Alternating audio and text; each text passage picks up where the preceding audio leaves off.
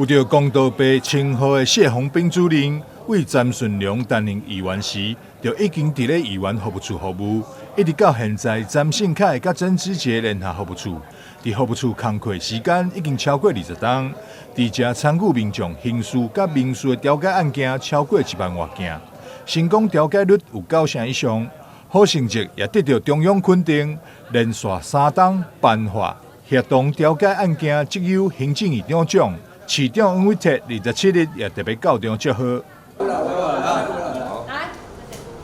主任在不在？在。非常感谢我们代表中央来颁发这个谢永斌先生在我们曾信凯服务处来做一个非常绩优的一个调解人，他可以说是全国得到中央的肯定，而且这个服务处呢，事实上已经连连获奖因为他对于地方事情的调解都有非常好的绩效。人家说能够让这个调解工作做得这么好，那减少了很多诉讼，维持了地方的和谐，也增加了城市的进步，这是非常不容易。我们特别感谢谢永斌先生，也谢谢曾信凯议员他们的这个服务处发挥了很好的一个协调的服务功能。每一个服务案件我都是一个挑战呐。然后都会很努力的去把它完成，为民排解一些纷争。台南市东区市员参选人曾子杰表示，谢鸿斌主任为父亲詹顺良担任议员开始，到弟弟詹信凯接任期间，拢伫咧服务处服务，参与过各种调解案件。20多年来，尽心尽力为民服务。这次伊再度得奖，也让整个服务处拢感觉到光荣。我们信凯服务处的主任，那要得到这个行政院长奖，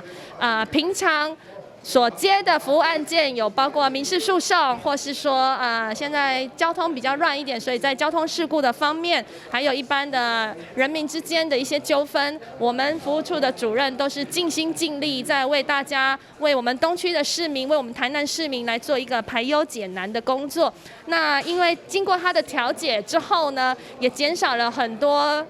大家民众不必要的困扰，就是说可能还要花时间做上诉到法院，所以主任在这个工作呢是非常琢磨，也非常的用心。那这是爸爸曾顺良以前留下来的资源，所以主任呢也对我们这一些年轻人的这一代呢，他也很愿意协助我们，所以他今年再次获奖，我们服务处都相当重视这件事情。所以今天呢特别的定制了一束花，要来谢谢主任这20年来在我们服务团队所做的付出。不止市长来祝贺，服务团队灵魂人物。前副议长詹顺良、良友会营务会长林子云、吴志雄、会长柯志成、詹信凯青年军营务会长邵敏恒、会长王凯军、詹信凯同心妇女会营务会长吴琼玉以及会长王淑文，也拢到场观礼祝贺。8月9号，谢鸿斌将再次北上行政院接受院长苏贞昌的颁奖。